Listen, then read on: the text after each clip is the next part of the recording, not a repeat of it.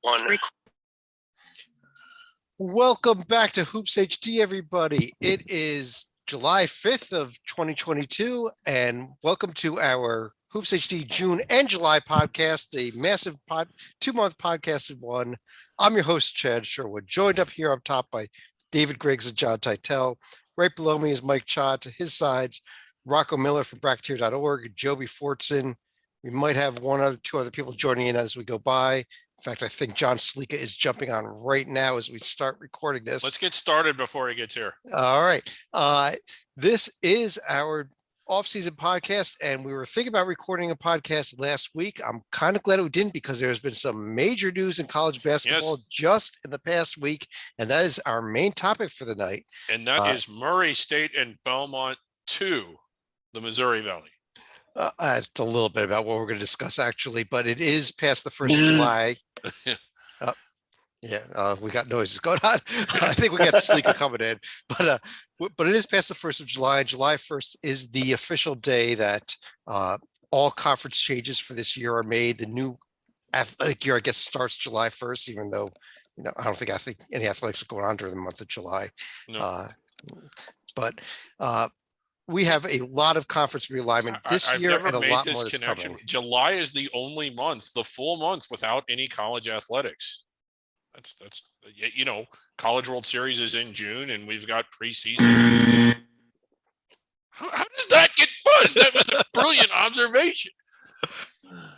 I'll tell you what we want to do here before we get into it. I'm going to pull up a screen share. We leave this up for a little bit here as we go through the show. But this is the conference realignment, not only for this upcoming season of 2022-23, but also what's been announced for the next 3 years going ahead. And before we get to the major news, which is in that 2024-25 column there, let's kind of start off with the changes that we are expected for this next season. Not much of which really affects any of the doesn't affect any power conference teams. Probably the most significant, Loyola Chicago from the Missouri Valley to the A10. But Rocco, let me start with you.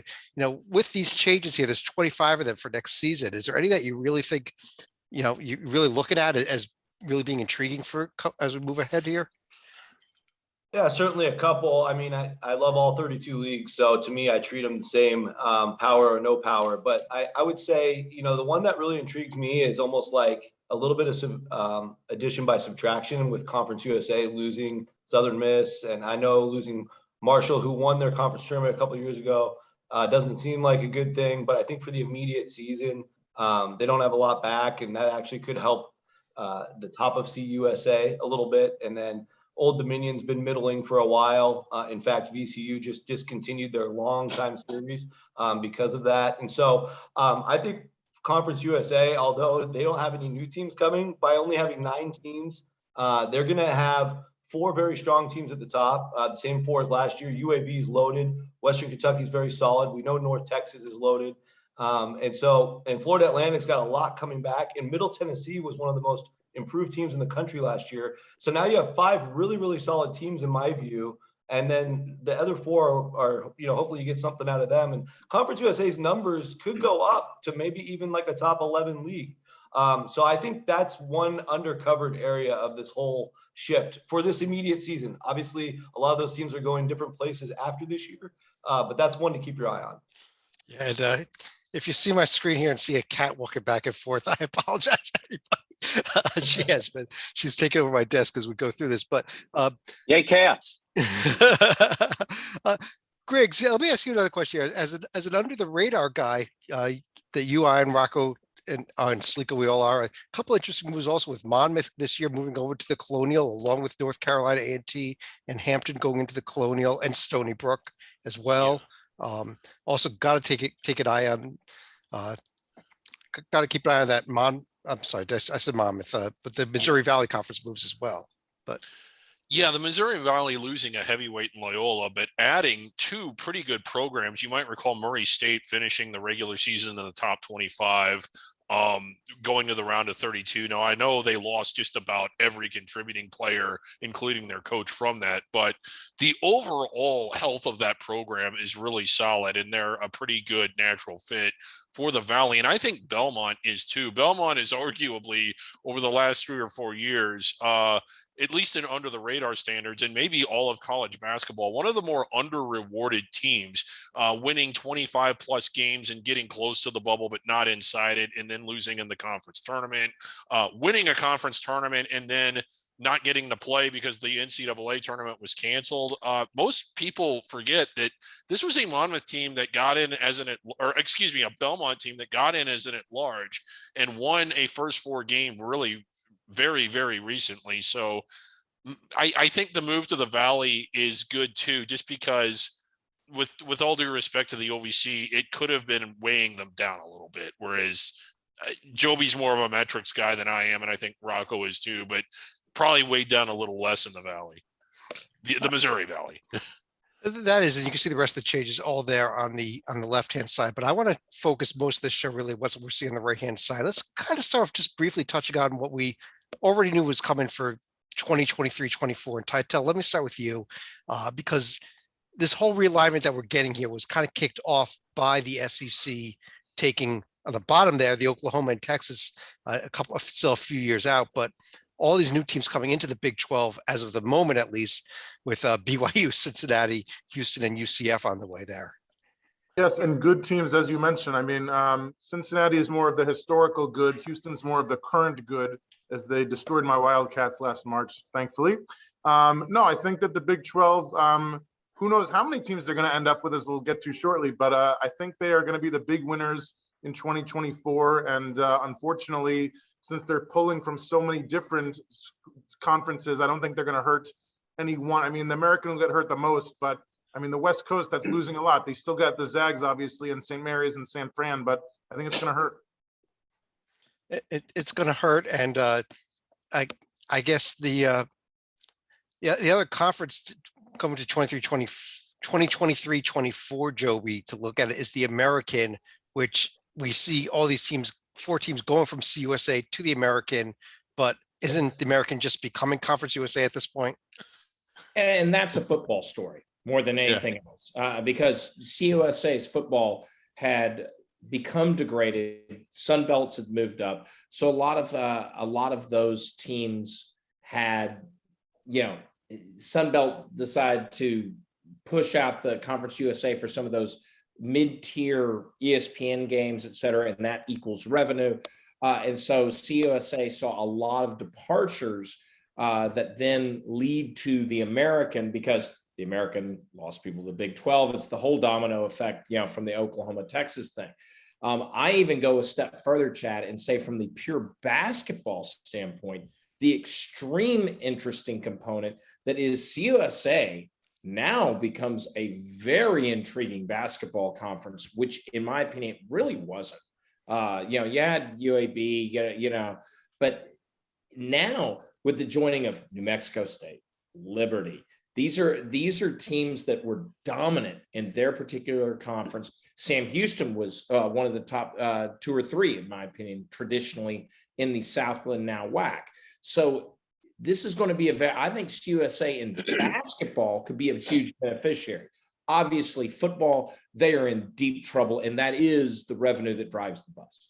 Yeah, Stalika, I think that's a great point. That I agree with him. I think CUSA becomes much more interesting, even more interesting than the American in basketball, because it's kind of like take all our basketball garbage, maybe Marshall or UAB, but get rid of all of our basketball garbage and let's bring in some good basketball programs. Well, I think 20 years ago would have been intriguing having Charlotte and Memphis in the American, and had they been able to hold on to Cincinnati, you would have had some of CUSA's classic rivalries right here.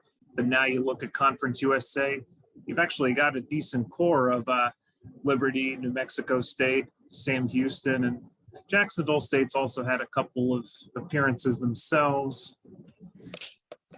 The big story, though, of course, is what you see there in the 2024-25 as it's currently announced. And again, this is as things stand right now. The breaking news, UCLA and USC we had a domino effect from the Oklahoma, Texas. We thought that that was going to be the end of it, probably with what we were seeing on the screen there. And now we've got a whole nother set of dominoes that looks like they're about to fall. And Mike, let me start with you. You are a Big Ten guy. So how about having your Michigan team along with Rutgers, Maryland, UCLA, and USC all in the same conference?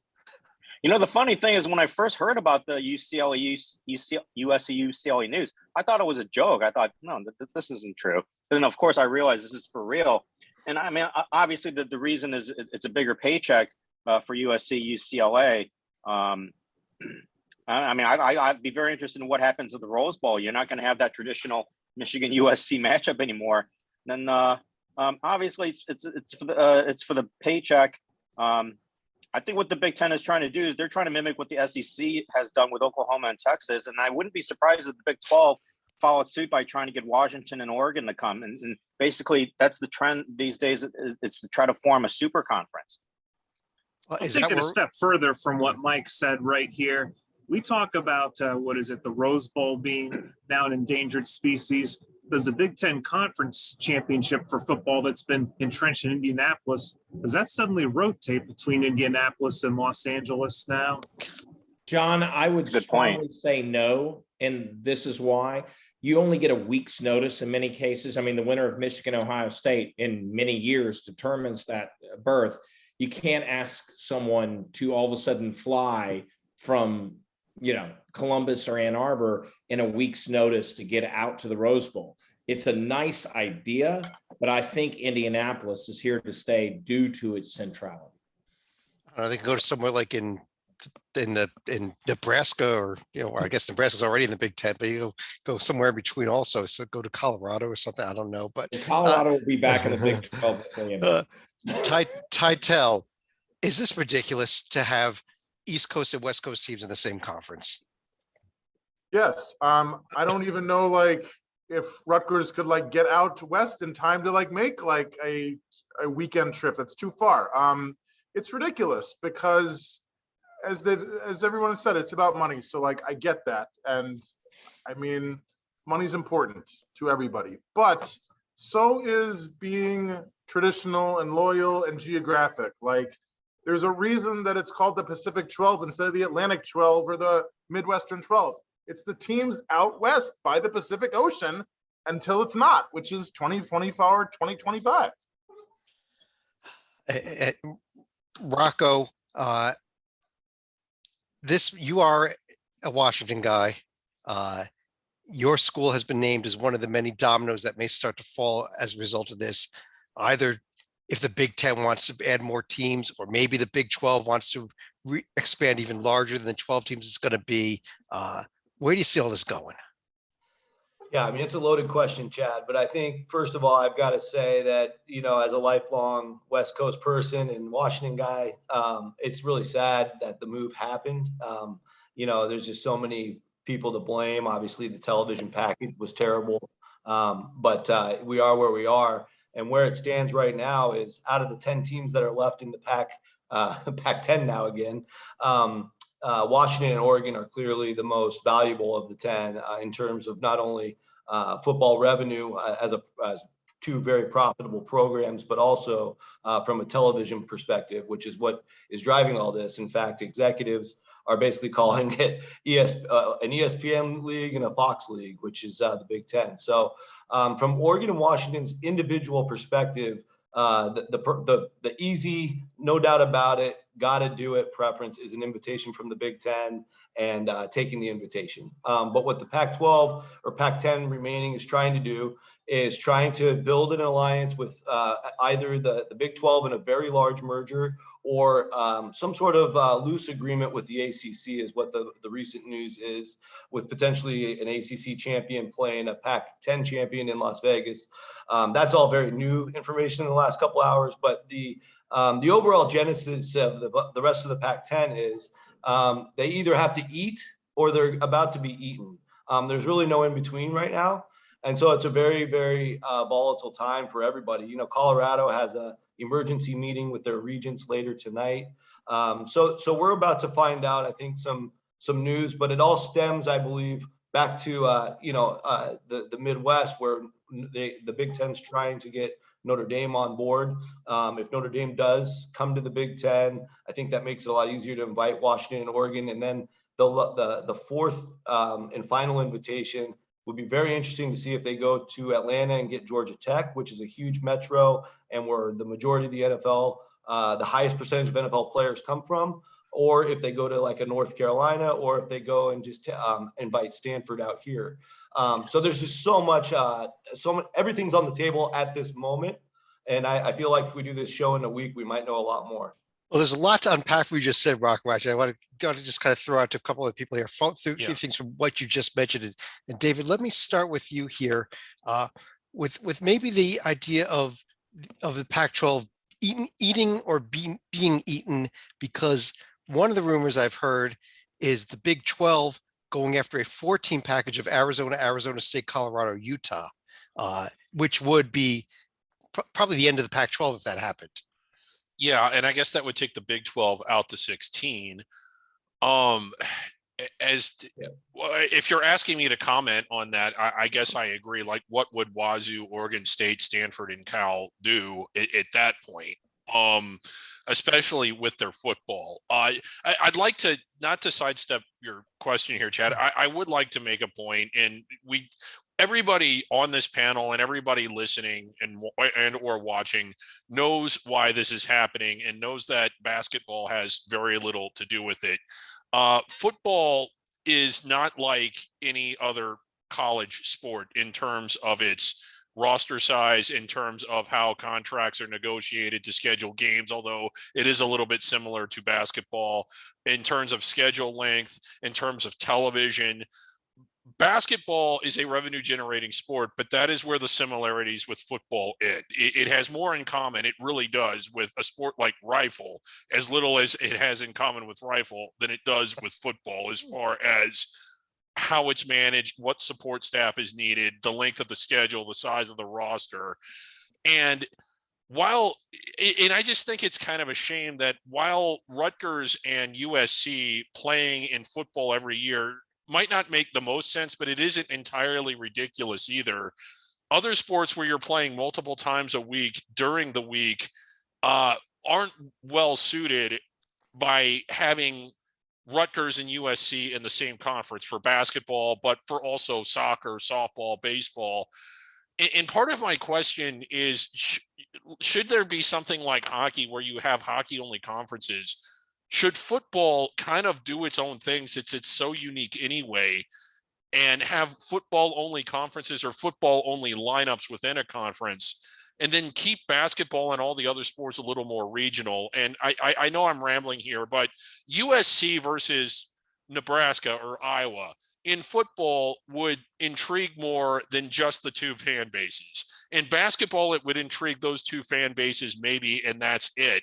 As popular as basketball is, people tend to watch the team that they root for, and that's it. And in football, especially if you went to a school, like there's 360 basketball teams, there's only 125, I think, that play football at the top level. So if you're like Stalika and you went to Xavier, or you went to St. Peter's, or you went to a school without football like Rutgers, you probably have another team that you like to watch. I'm glad Rocco got that. He's laughing.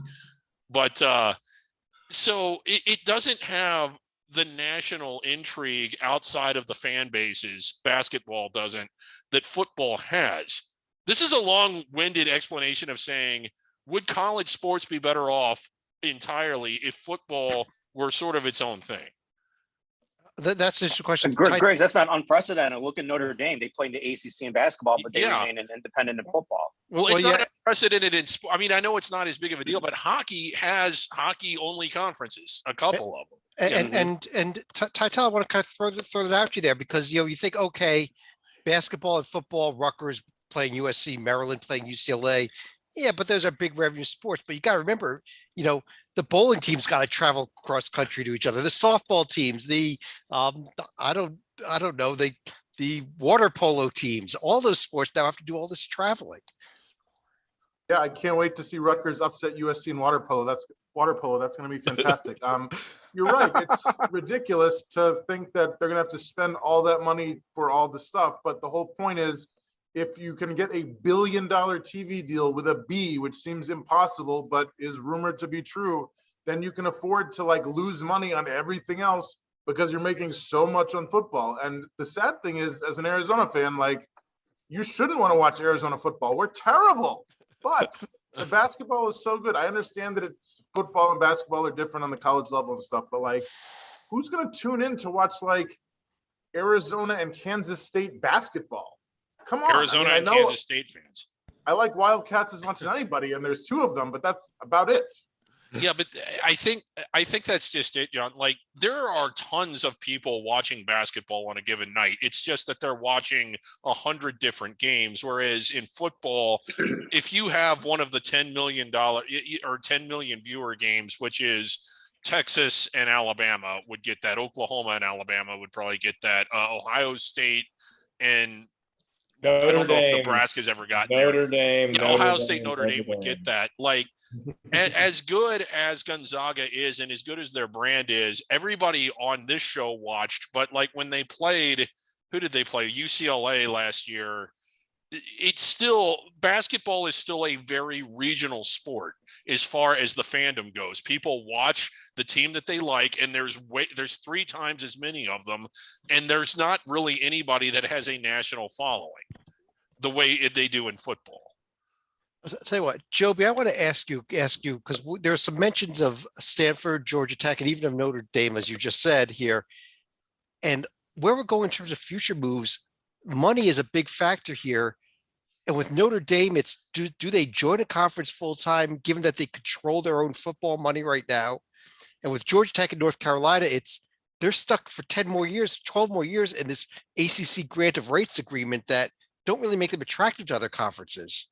No, and Notre Dame is, if you were to list the most valuable brands, now assuming USC, UCLA, Texas, and Oklahoma are in their spots, the most valuable brands out there, Notre Dame's number 1, and it's by a lot.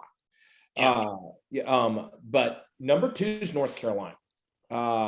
And that's, you could argue Clemson, but, with the football component, but North Carolina as a whole is a very attractive brand. Both the SEC and Big Ten would die to have North Carolina, and die so much that they probably would be willing to take a underperforming Duke football team with them, if that was the demand that North Carolina had, which would certainly be what the Tar Heels would demand.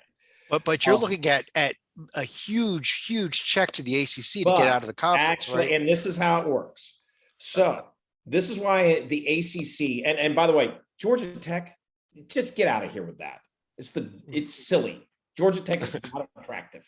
They are not attractive. There you go, Rocco. You're shut Eyeballs down. on streaming. This is no longer about markets because cable doesn't matter as much anymore. This is about eyeballs on streaming. It's North Carolina, Clemson, people. No, Joby, you're overlooking Carver Bible. Yeah. But North Carolina, this big attractive entity, is sitting there. The problem is that the ACC owns their media rights, not just television, media rights, streaming, radio, everything, until 2036. And while the ACC contract is poor, particularly compared to the SEC and the Big Ten, it is a fraction when you're talking.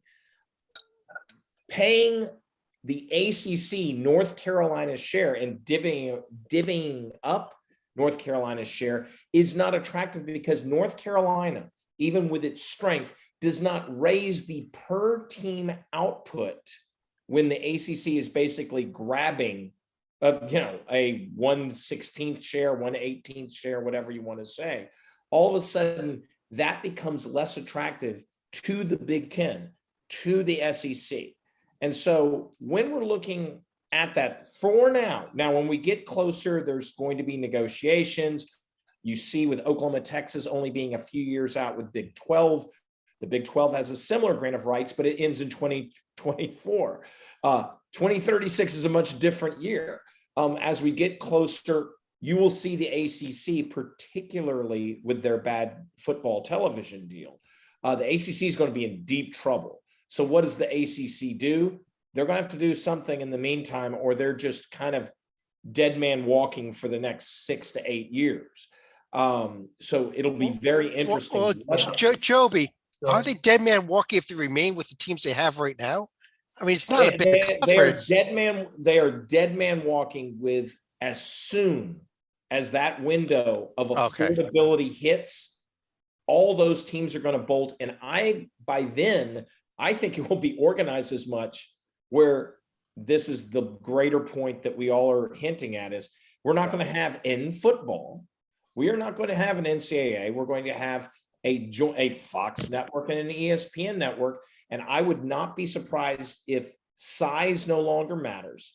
As long as you grow that pie more than you shrink that pie, then I could see a situation where the Big Ten grabs about 4 ACC teams, the SEC grabs 4 ACC teams. There's your majority vote. You can overturn the grant of rights at that point in time. But it's going to have, but we are a long way. Yeah, so a long way. Yeah, go ahead, yeah, Rocco. so I just want to comment on a couple of those points there, Joby. So that is why. So the Pac-12 this morning got permission to explore a new television rights deal to try to save the league, of course.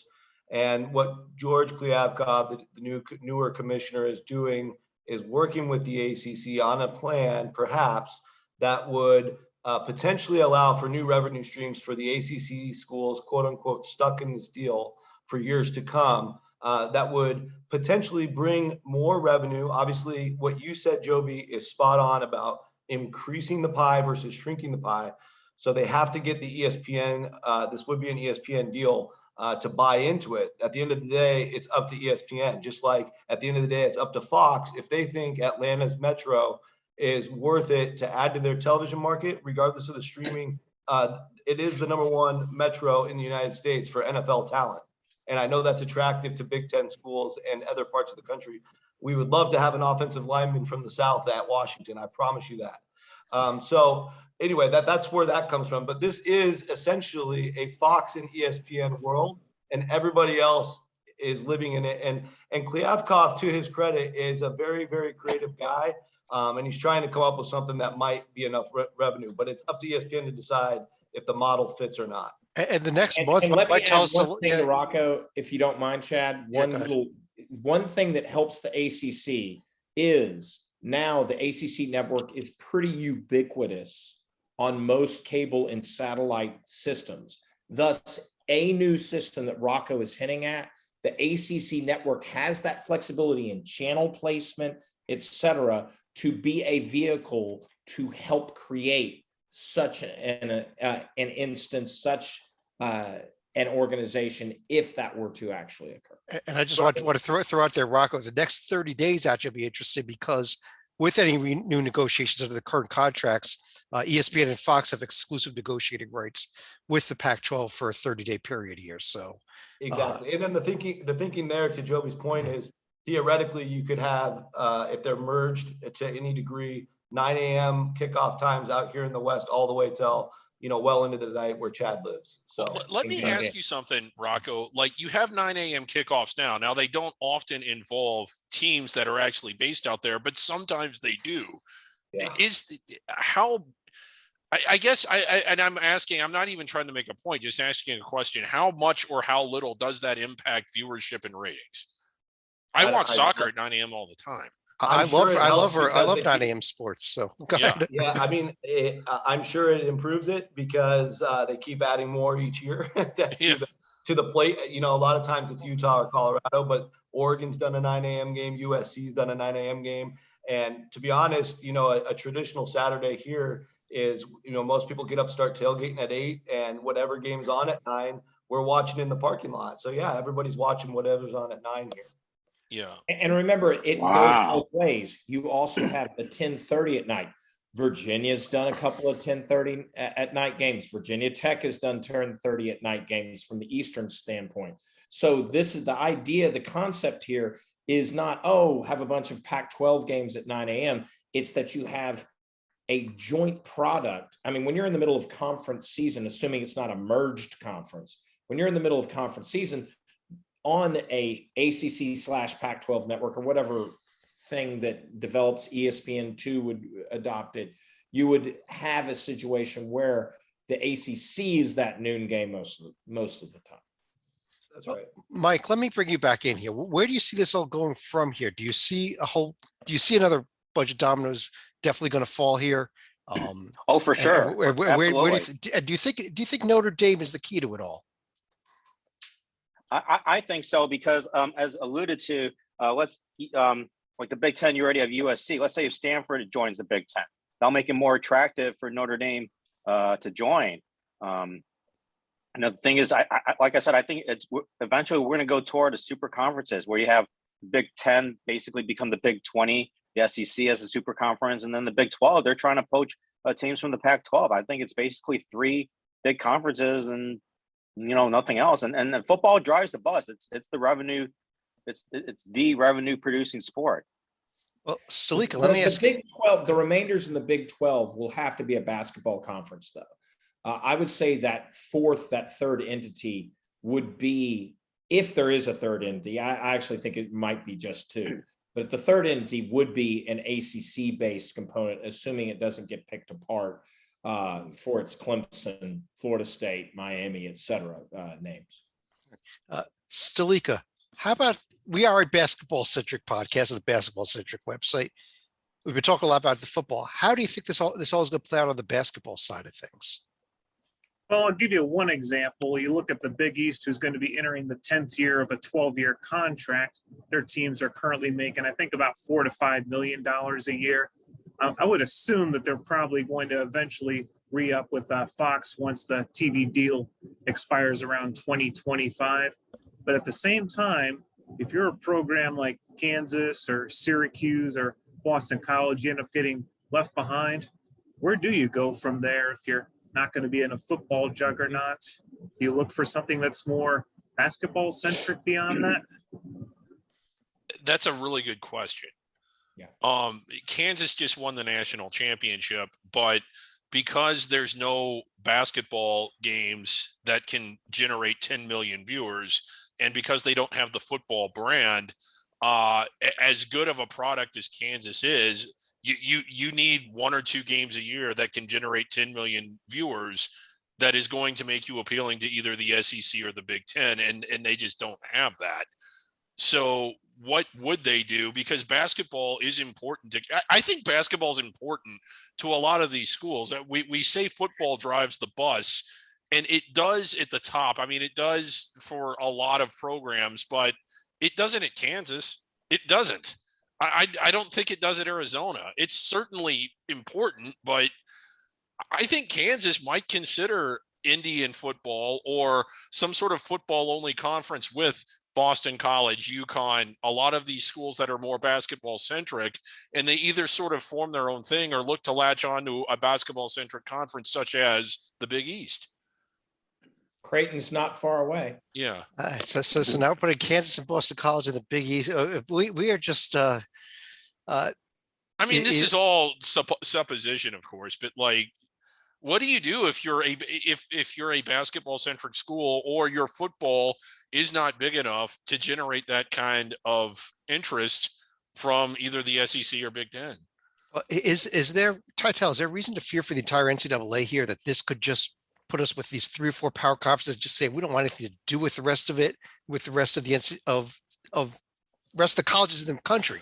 Let's just play our 30 or 40 teams against each other, or maybe 60 teams or whatever it is. Had you asked me last month, I would have said no, but now, based on your fantastic chart, I have to say yes. Like, it is a real possibility because I didn't think that some of the things on your chart were possible, but they happened. I like to see a good college football game as much as anybody. And like, if I get to see like Clemson against Notre Dame or like Michigan against USC, I cannot be honest, like, I really don't care if it's a conference or non-conference game. I just want to watch the great teams play each other on the field of battle and all that good stuff. But like, if these super conferences create super matchups, then I would super be interested in checking them out. But what about on the basketball side? I mean, are we not, again, it goes back to the question is, are we killing all the other sports, but for the sake of football? It could happen. I hope not. But I mean, that being said, like, would I be interested in watching a Big 12 conference tournament semifinal grouping of Kansas, Baylor, Texas Tech, and my Wildcats as opposed to the Kansas State version? Hell yeah. Okay. John brought up a very good point in the chat. Is the NCAA starting to become the equivalent of the LIV tour? That's in golf. What is the LIV tour? I have no idea. Mike, John, you're gonna have to explain that. one of you does, yeah. Let's just say that this is, what is it, the Saudi Arabian government throwing a bunch of money at golfers where they're going to have like 8 or 10 events a year, but they're getting enough money to the point where the PGA Tour is pretty much disbarring golfers if they even sign up or play for one of these events where they're not getting a release to play in this tour. So there's going to be a lot of golfers already being blackballed because of this breakaway tour. And we're talking real golf names like Phil Mickelson, Dustin Johnson. This is in the world of golf, this is a huge tectonic shift. Count on Joby and Stalika to start talking about golf on our podcast. Let me throw one other question out there, Rocco. Rocco, we have seen the mega conference a couple of times. We saw it way back with the WAC. It failed, but on a lower level. We saw the Big East try to get there. They were trying to expand even bigger with Gonzaga and San Diego State and Boise State, and it collapsed and this league split in half. Is there a potential implosion going to come from these? When we could be at a 22 team Big Ten that suddenly becomes a 10 and a 12 team conference, and because it's just too big. I feel like this is a lot different just because, like John Titel said, it's $1 billion deal that Fox is proposing, and what USC, UCLA are counting on, $100 million per school per year. Just for comparison's sake, last year in the Pac-12, each school got around 24 million. I mean, this is ridiculous money compared to what they were bringing in the last few years in the Pac-12, especially coming out of COVID. I think that's an under-talked about topic out here. We had a 2020 football season in the Pac-12 where some teams only played 3 or 4 games. Washington only played 4. The rest of the league played 6. Only 2 of the 12 teams went to a bowl. So it was out of the Power 5 leagues. It was a year financially that put the Pac-12 back pretty deep. Also, no fans in any of those games too. So it was, I think all these little dominoes out here in the West led to Pac-12 being compromised, and USC, UCLA, of course, being that shiny object for a foreign conference like the Big Ten to poach. So the money is just so different. This is becoming, between the Big Ten and the SEC, or what is really, like, let's be honest, this is ESPN and Fox, becoming like the AFC and NFC of football. And it's just such a different level, which is why if Washington and Oregon are truly, the most valuable chips left on the table out here for sure, there's no reason for anybody in the Pac-10 to jump to the Big 12 until all these other options have been explored. I think for Washington and Oregon, the Big 12 is by far the last resort. I don't think either school is really that interested in going there. But I do think the 4 corner schools, like John Titel mentioned, with Arizona, Arizona State, Utah, Colorado, could all land there if Oregon, Washington, Stanford, and the like get invited to the Big Ten. But I do think it's completely different because the money is just unbelievably overwhelming, and it's a game changer to help subsidize the rest of athletics. Yeah, let me ask you this, like Rocco. what Griggs, I got to say though, the good news of all this is that we could end up with Washington State having to go to the Big Sky and with the big rival Idaho. Yes. 8 miles Eastern Washington. Never met in the Eastern NCAA Washington. tournament. 8 miles apart. That's right. Yeah, Wazoo and Idaho. Yes. Well, let me ask you this, Rocco. And I realize that some people are going to kind of get left out of this, but if the Big Ten, and anybody can jump on this, if the Big Ten goes to 20 and it has UCLA and USC and Washington and Oregon, and I guess that gets it to 18, and they, I don't know, Stanford and Cal or it could be anybody else. It just, with the academic, do we sort of end up with an East and West division that, while it's different, it isn't drastically different than what we already have? Yeah, I mean, it would make more sense from a geography standpoint, especially if somehow Stanford and Cal got in. I do think, like, the biggest thing of this is and again, I'm answering all these questions with a business hat on. As a fan, I'm very saddened by this, but with the business hat on, I don't foresee the Big Ten extending invites to all 4 schools without Notre Dame in the equation. It just doesn't seem to make enough. I think it's 3 schools and Notre Dame, though. I think right. I don't think they want an even Which number. I think Cal would be the odd team out there. I agree with you there. Yeah. Now, So the one element, and this is more for the Big Ten than the SEC. The Big Ten, and they talk about this, but it is true. The presidents make the final call on these calls. That's every conference. And they actually, while money is the biggest driving factor, for the Big Ten, academics actually does play a role, particularly the AAU component. That cannot be ignored. Now, obviously, a school like Stanford, but UCLA and USA are top 25 U.S. News and World Report institutions. That has no issue. Stanford obviously would have no issue. Cal would have no issue, et cetera, et cetera. Does the Big Ten, looking ahead, looking at some very attractive ACC, once again, I'll throw out that North Carolina marquee, yet another top 30, institution, very high academic institution. Rocco mentioned Georgia Tech, which has excellent academics. Does all of a sudden the Big Ten keep an eye on it and say, well, we'll eventually, they can add to the pie, just like USC and UCLA, and they keep our academic brand sacrosanct?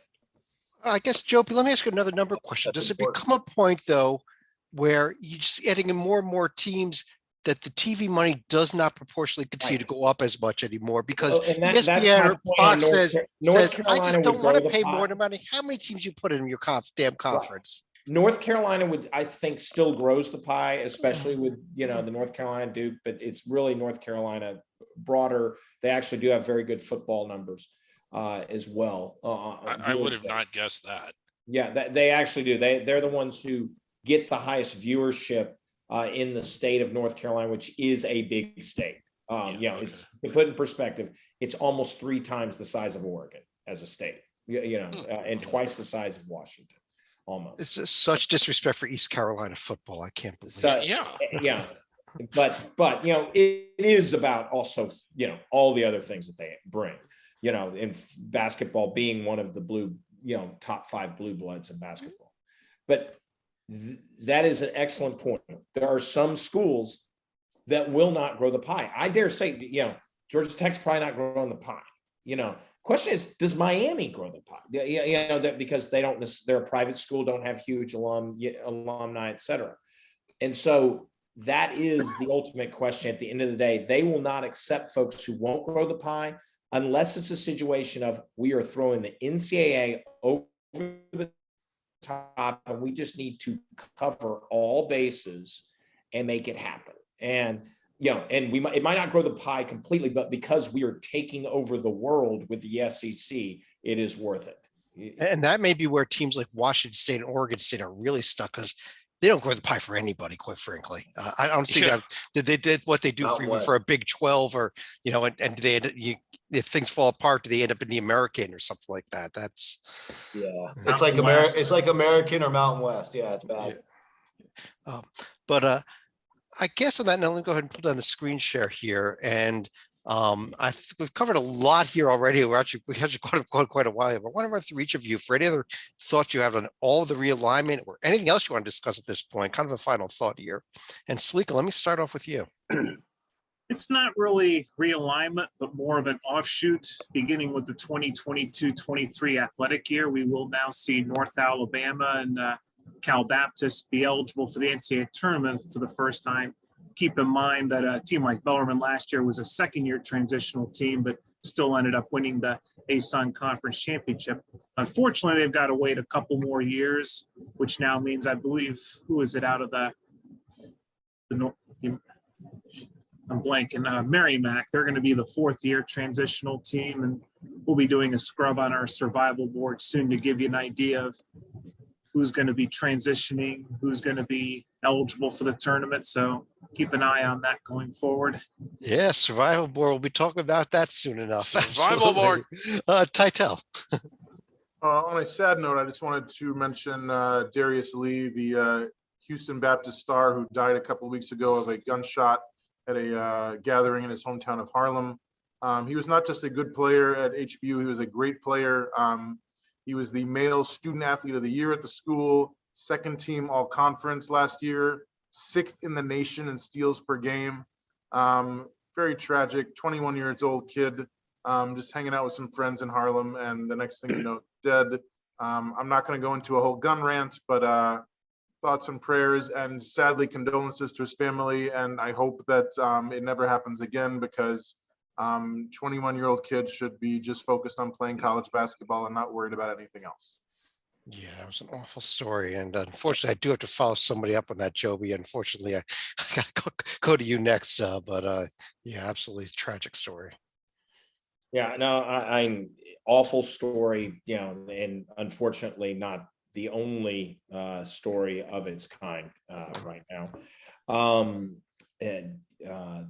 But on the sports, active sports page, one of the elements that was very interesting when this all came down was, okay, what's the average viewership of people actually tuning into these teams in the football context? And so I would like to hang the Lucky Star Award on Vanderbilt. So, many schools, the average school had, so a team like Maryland or Virginia or Louisville, those teams averaged about 600,000 viewers a game over their 12 games. Vanderbilt, despite playing in the SEC against teams like Georgia and Florida and rabid fan bases like Tennessee, their average viewership last year was only 37,000 people per game. What do they add to football, the SEC? right? Not baseball. We're talking football. 37,000 per game, by far and away the lowest of the Power 5 and definitely the lowest of the Power 2. Vanderbilt, Wow. You should really, really, really be thankful that you joined the SEC in the 1930s, because nobody's going to be inviting you to anything. You'll be on your way to the Mountain West of the American as well. Absolutely. Mike. I don't really have any new thoughts. I mean, I think this is the noisiest July that I can ever recall. Usually college basketball is nice and quiet, but I can't recall another July where it's just, this much hoopla. It is. This is like, like I said at the start here, we were trying to scrap for topics, and now we came up with easily an hour, if not more here. Rocco, any other final thoughts? Oh, Chad, I would be very interested ahead, in how, one last thing. I'd be very interested to see how this podcast ages as news keeps coming along. It'll be meaningless in about 2 weeks, I think. But Well, so that's how Wow. they're all meaningless in about 3 days during the season. Yeah, Chad. So a couple final thoughts. I think one thing, to reflect on a little bit in the Pac-12 situation, it's very easy to blame Larry Scott, which he deserves a ton of blame. The TV deal. So definitely anybody blaming him, by all means, blame him. But I also think about a lot of the schools here, just in terms of, and not just here, everywhere. Donations now, like if you have a big donor donates $1 million a year to your athletic department, what's going on now in the last couple of years is maybe he now, or that family now, writes a check for $500,000 to the school and $500,000 to the NIL collective, instead of the $1 million going to the athletic department. And I just think a lot of this stuff, especially at USC and UCLA, was they were not prepared or budgeted for it. And obviously the NIL is a whole nother can of worms. But if all this stuff had been sorted out and they've been paying players since like the 60s and 70s, or back when Vanderbilt joined the SEC, who knows what college sports would look like now. So I just think that's another element that not everybody is taking into account on why so many things are changing so fast. But the other thing is, just on more fun topics, Cal Baptist will be eligible for the NCAA tournament next Woohoo! year, and they have loaded up in the portal, and they are a legitimate contender to make the NCAA's out of Okay, the WAC. but they are California Baptist. Let's get this correct here. Yeah. California Baptist. I thought. I Oh was yeah, they surprised corrected Cal us on that. It's it's not I Cal got in trouble Baptist. for It's that. But anyway, watch out for the Lancers. They're going to be hot this year. Yeah. yeah. And Griggs, I guess it's up to you. I two final thoughts. First, real quick, just to kind of reiterate something I said. I mean, you hear the phrase "football drives the bus." At what's becoming the super conferences, it certainly does for the majority of schools. But I guess my response to that is, can we get another bus? Can we have football only lineups? And whereas, UCLA playing Iowa and Maryland and Oregon, or not Oregon, Iowa and Maryland and Rutgers every year in football isn't totally insane. But when in a sport like basketball that plays 3 times as many games and plays 2 or 3 times a week, I just think that you're better off with a more regionally based conference. And I don't think that does anything to grow the intrigue. I don't think UCLA playing Rutgers is any more compelling than UCLA playing Arizona or Cal, or Rutgers playing, Seton Hall or teams from their region. So because football is so different, you talk about, do we sacrifice the rest of college sports for football? Why do we have to? Why can't we do what's good for football so it can grow without dragging the other sports through it in a way that hurts them? And you had mentioned blaming Larry Scott. This is my second thought. I don't blame him. This goes back to a few years ago when the dark web started attacking 10 miles. There is no way UCLA and USC would have looked to join the Big Ten if Tim Miles were still there, because they could not compete. Okay, can we mute you here at least?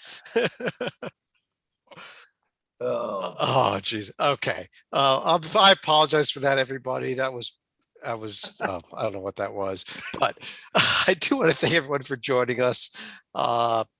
Keep an eye out on the news. The conference realignment is definitely shifting, and it's definitely going to keep going here for a while, I think. But on that note, on behalf of John Teitel, Rocco Miller from Bracketeer.org, John Sleek in the center square, Mike Cha below him, Joey Fortune to one of his sides. I guess I'll acknowledge David Griggs as well over there. I'm Chad Sherwood. Thanks for joining us. We'll be talking to you again real soon.